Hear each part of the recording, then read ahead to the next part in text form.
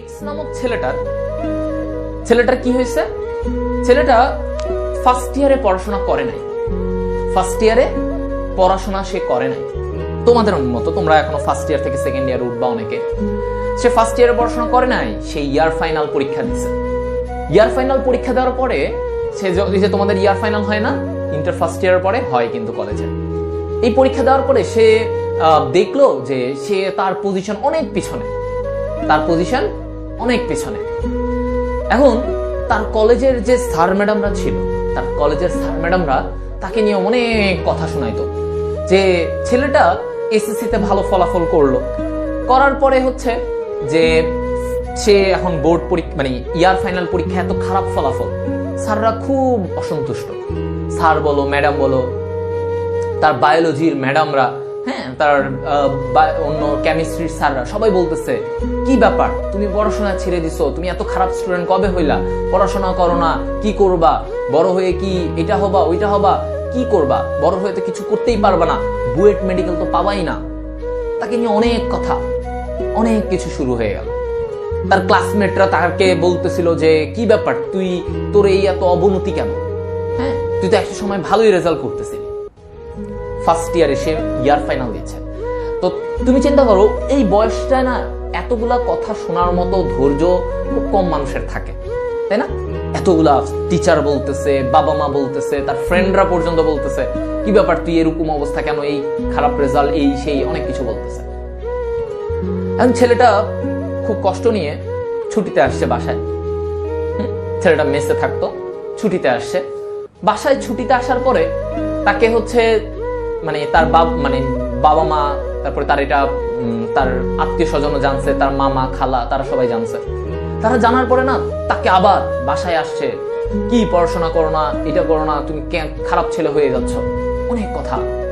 তো ছেলেটা পরে চিন্তা করলো ছুটির পরে ইয়ার ফাইনাল পরীক্ষার পরে যে ছুটিটা পেয়েছিল, সেই ছুটির পরে সে চিন্তা করলো এবার সে কলেজে গিয়ে অনেক পড়াশোনা করবে, সে সবাইকে চমকায় দিতে চাবে, ঠিক আছে, চমকায় দিতে চাইবে।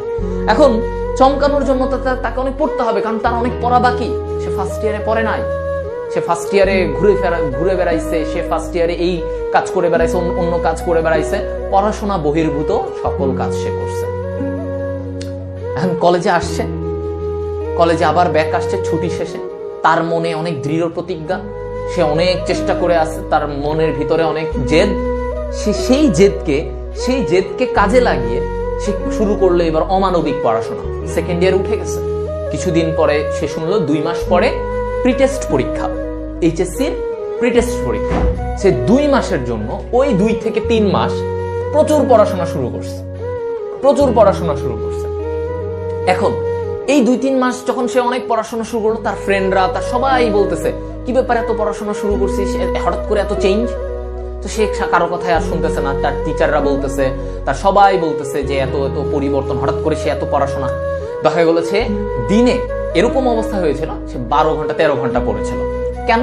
কারণ তার ওই যে ইয়ার ফাইনাল পরীক্ষায় তার প্যারেন্টস, তার টিচার, তার ক্লাসমেট সবাই তাকে নিয়ে অনেক কথা শোনাইছে। সে আবার পড়াশোনা শুরু করছে। সে প্রিটেস্ট পরীক্ষায়, যে কিনা ইয়ার ফাইনাল পরীক্ষায় 30তম পজিশনের দিকে, চিন্তা করো 50 জন স্টুডেন্ট ছিল তার ক্লাসে, সেইখানে সে 30তম স্টুডেন্টের দিকে ছিল, হ্যাঁ ইয়ার ফাইনাল পরীক্ষায়। সেখান থেকে সে 2 মাস অক্লান্ত পরিশ্রম করে প্রিটেস্ট পরীক্ষায় তার পজিশন আসে হচ্ছে 5th। সে প্রিটেস্ট পরীক্ষায় 5th হয়। প্রিটেস্ট পরীক্ষায় সেই যখন 5th হলো, সব টিচার এবং ক্লাসমেটদের আবার তার প্রতি নজর চলে আসলো। কি ব্যাপার, সে আবার তার আগের তার পড়াশোনার সাইকেল চেঞ্জ হয়ে গেছে। এখন সে বই ছাড়া কিছু বোঝে না, এতদিন যা করার করছে সে এখন বই ছাড়া কিছু বোঝে না। প্রিটেস্ট পরীক্ষা শেষ, প্রিটেস্ট পরীক্ষার 3 মাস পরে আবার টেস্ট পরীক্ষার রুটিন, টেস্ট পরীক্ষা। এই সময়ে তার পড়াশোনার লেভেল আরো বেড়ে গেছে। সে এখন নিজেকে অ্যাডমিশন লেভেলের জন্য প্রস্তুত করা শুরু করছে। তার এইচএসসির পড়াশোনা শেষ, সে এইচএসসির পড়াশোনা শেষ করে এমন পড়াশোনা শুরু করছিল, পরে সে টেস্ট পরীক্ষায় ফার্স্ট। এটা ছিল রেজাল্ট, টেস্ট পরীক্ষায় ফার্স্ট হয়েছে। এই 50 জনের মধ্যে আবার সে ব্যাক করছে, তার নিজের ফার্স্ট হয়েছে।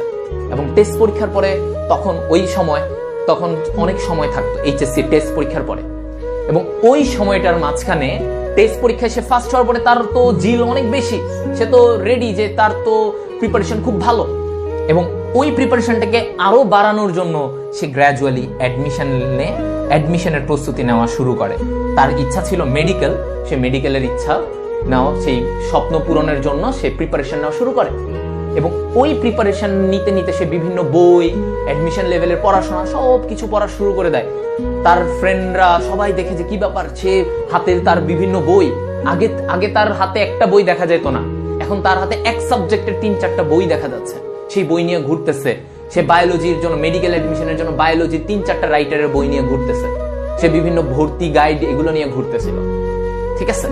এবং পরবর্তীতে সে এইচএসসি পরীক্ষা দেয় এবং সে এই অক্লান্ত পরিশ্রমটা ধরে রাখে, সে ঢাকা মেডিকেল কলেজে পায়। যার কথা বলছিলাম সে আমি ছিলাম। 2016 সাল, ঠিক 2016 সালে তোমাদের মতো অবস্থা থেকে আমি গ্রো করছিলাম। পুরো ফার্স্ট ইয়ার ফাঁকিবাজি করার পরে ঠিক এই জায়গাটায় এসে গ্র্যাজুয়ালি নিজেকে রাইজ করছে, ঠিক আছে, নিজেকে রাইজ করছে।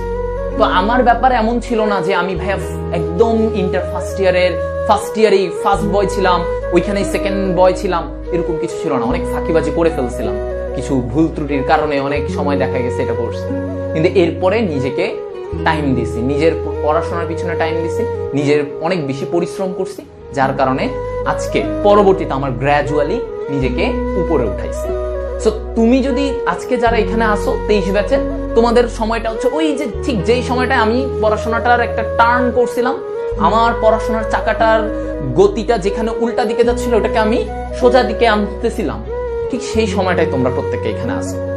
এই সময়টার সময় যদি চাকাটাকে ঠিকভাবে না ঘুরাও, এখনো যদি উল্টা দিকে ঘুরতে থাকো, পড়াশোনায় এখনো ওই সেম ঢিলামি, এখনো মনে হচ্ছে যে আজকের পড়াটা কালকে পড়ি, কালকের পড়াটা 2 দিন পর পড়ি, এই পড়াটার ফ্লোটা যদি এখনো এরকম থাকে, তাহলে ভাইয়া দিন শেষে তোমার অবস্থান তুমি নিজেও খুঁজে পাবা না।